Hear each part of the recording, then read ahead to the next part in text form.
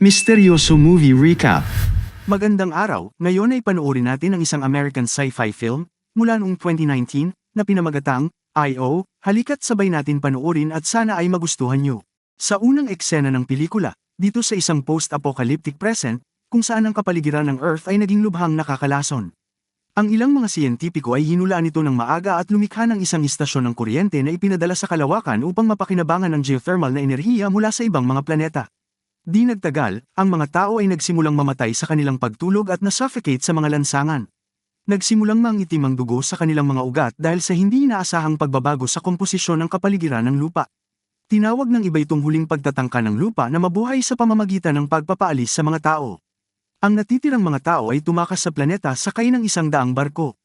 Hindi nagtagal ay nakarating sila sa isang istasyon ng kalawakan na tinatawag na Exodus Mission. Ang istasyon ay parang lifeboat sa itaas ng bulkan na buwan ng Jupiter na tinatawag na I.O. Gayunpaman, hindi lahat ay handang sumuko sa mundo at si Sam Walden ay isa sa ilang tao na naninirahan doon. Mag-isa siyang nakatira sa mataas na lugar, kung saan maayos pa rin ang daloy ng hangin sa ngayon. Kasalukuyang sinusubukan ni Sam na magpalaki ng mga bubuyog na maaaring mabuhay sa kapaligiran. Ipinagpapatuloy din niya ang pagsasaliksik ng kanyang ama na si Dr. Harry Walden. Itinuro niya kay Sam na ang pangunahing prinsipyo ng kalikasan ay ang kaligtasan. Na nasa ating isipan, sa ating kaluluwa para hanapin ang buhay anuman ang mangyari. Mabilis na umunlad ang buhay ng halaman upang labanan ang toxicity ng ammonia kaya umaasa si Sam na makakatulong ang mga bubuyog at iba pang mga pollinator na umangkop. Sa kalaunan ay maaari nitong linisin ang hangin sa pamamagitan ng pollinasyon ng mga halaman na gumagawa ng oxygen. Naniniwala sina Sam at Dr. Walden na ang mga tao ay kumukuha ng mga bituin sa paghahanap ng kaligtasan habang hindi nila napagtanto na sila ay nasa sasakyang pangkalawakan na may pinakamaraming gamit. Naniniwala sila na ang mga tao ay hindi maiiwasang makibagay at umunlad muli sa lupa. Samantala, si Sam ay may nobyo na nagngangalang Elon na nakatira sa istasyon ng I.O. Madalas silang nagpapadala ng mga email sa isa't isa bilang isang paraan ng komunikasyon. Nais ni Elon na sumama si Sam sa kanya sakay ng istasyon ngunit sigurado siyang hindi mamamatay ang lupa, ito ay muling isisilang. Isang araw, nakatanggap si Sam ng email mula kay Elon kung saan ipinahayag niya na opisyal na inihayag ng Space Council ang unang bagong ekspedisyon sa mundo, na naglalayong mahanap ang susunod na tahanan ng sangkatauhan. Pinili nila ang Proxima Centauri b, isang exoplanet na identical twin ng Earth at 10 taon ang layo sa mga tao. Lahat ng mga kaibigan ni Elon ay nag-apply para sa misyon. Inihayag pa niya na ang anunsyo ng New World Expedition ay may matinding implikasyon para sa Exodus program. Bago matapos basahin ni Sam ang email, nag-malfunction ang kanyang computer at nagtungo siya sa kanyang ATV bike sa isang lumang abandonadong library. Doon, sinuri niya ang isang libro, ngunit isang napakalaking bagyo ang paparating patungo sa gusali. Kaya napilitan siya magmadaling bumalik sa kanyang tirahan. Inayos ni Sam ang kanyang computer at ipinagpatuloy ang pagbabasa ng email mula kay Elon. Nalaman niya na ang desisyon ng konseho na ipahayag ang unang bagong ekspedisyon sa mundo ay nabago ang lahat kaagad. Ang lahat ng mga tauhan ng spacecraft, enerhiya at iba pang mahalagang supply ay na-redirect sa New World Expedition. Ang natitirang mga Exodus shuttle sa mundo ay ilulunsad din sa loob ng 4 na araw. Dahil ito na ang kanyang huling pagkakataon, hinimok ni Elon si Sam na umalis sa lupa kasama ang kanyang ama. Kinabukasan, siniyasat ni Sam ang kanyang mga bubuyog, para lamang malaman na lahat sila ay namatay sa nakakalaso na bagyo. Nagdulot din ito ng kalituhan sa kanyang greenhouse farm.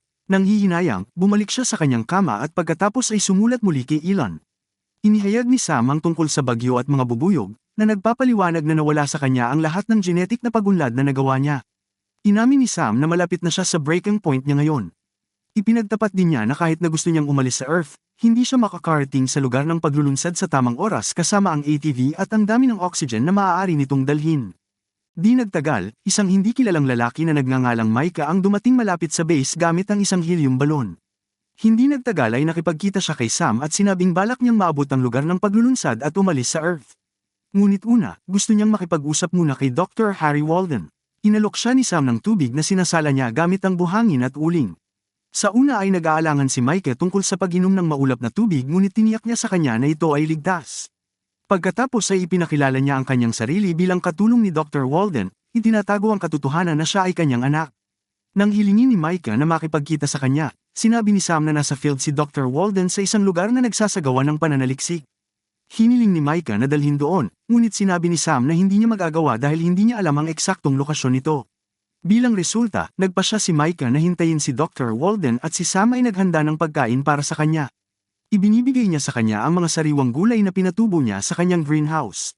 Sa tanghalian, tinanong ni Sam kung may natitira pang hayop sa malawak na dagat. Isa sa mga pangarap niya ang makapunta doon at maranasan ang malamig na simoy ng hangin. Ngunit tumugon si Micah na wala nang natitira sa Earth. Ang lahat ng mga hayop ay nawala o namatay. Sa susunod na eksena, ipinakita sa kanya ni Sam ang kanyang lab kung saan siya nagsasagawa ng kanyang pananaliksik.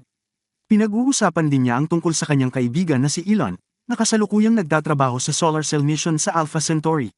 Pagkatapos nito, pinakinggan niya ang pre-record na audio ni Dr. Walden sa radyo para sa mga taong natitira sa mundo. Nagulat ito kay Micah dahil naramdaman niyang nakikinig siya kay Dr. Walden ng live.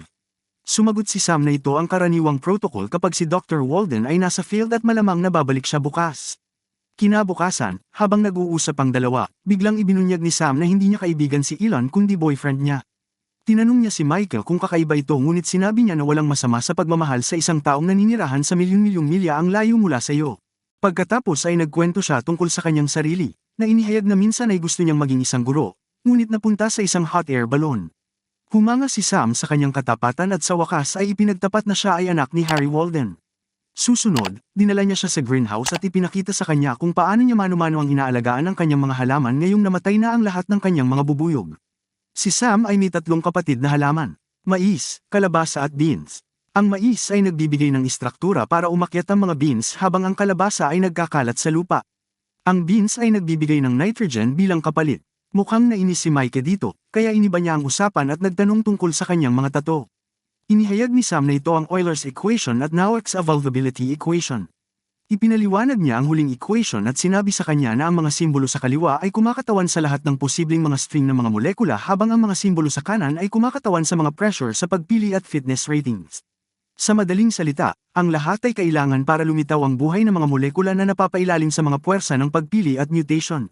Nang tanungin ni Micah ang tungkol sa mga marka sa kanyang rib cage, ibinunyag ni Sam na ginawa niya ang mga ito upang mapabuti ang kanyang kaligtasan sa sakit.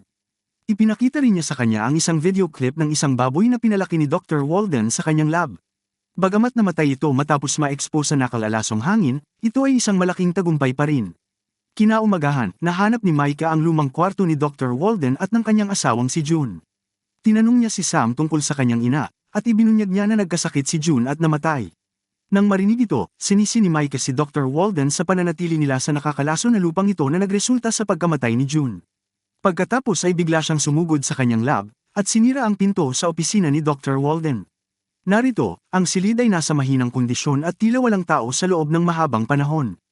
At dito nalaman natin na si Dr. Walden ay patay na. Ang pelikula ay nag-flashback sa nakaraan. Matapos gumugol ng mga taon sa post-apocalyptic Earth, pagpapatakbo ng mga eksperimento at pagkawala ng kanyang asawa, napagtanto ni Dr. Walden na ang planeta ay hindi na masasalba. Hinimok niya si Sam na umalis para sa IO ngunit tumanggi itong sumuko sa hangarin niya.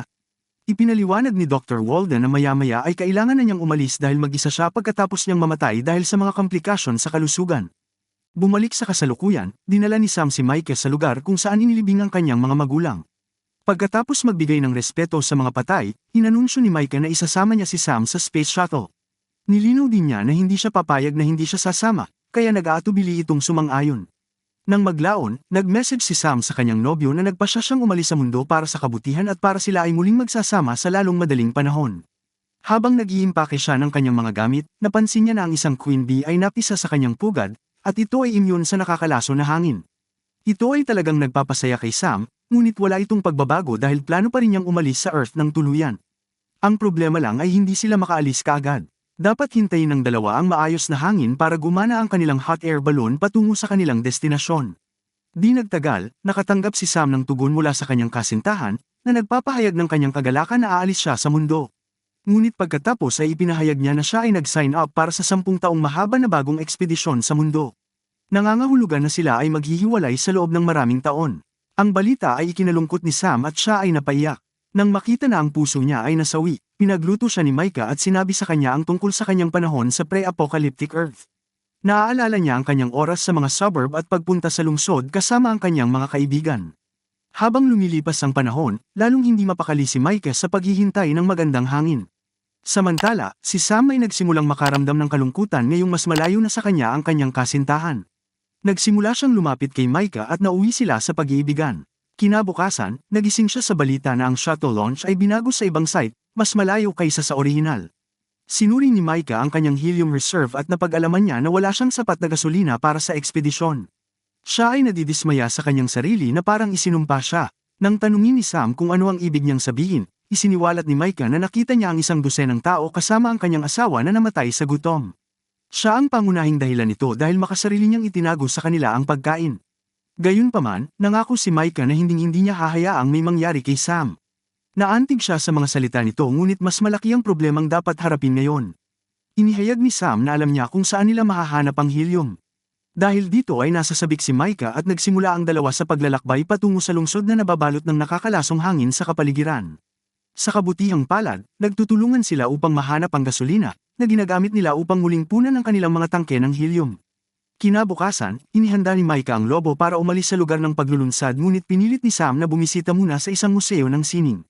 Siya ay nag-aatubili sa una, ngunit kalaunan ay pumayag at hiniling sa kanya na bumalik sa loob ng isang oras. Sa kasamaang palad, pagkatapos ng ilang minuto, biglang naisip ni Micah na ayaw niyang umalis sa mundo. Ito ay nagpapadala sa kanya sa isang estado ng takot at agad niyang sinundan siya ng mga ekstrang tangke ng oxygen. Nagmamadaling pumunta si Micah sa museo at nakita niyang hinahangaan niya ang isang klasikong pagpipinta. Sinasabi niya kay Sam na ginawa niya ang kanyang makakaya at siguradong ipinagmamalaki siya ng kanyang ama.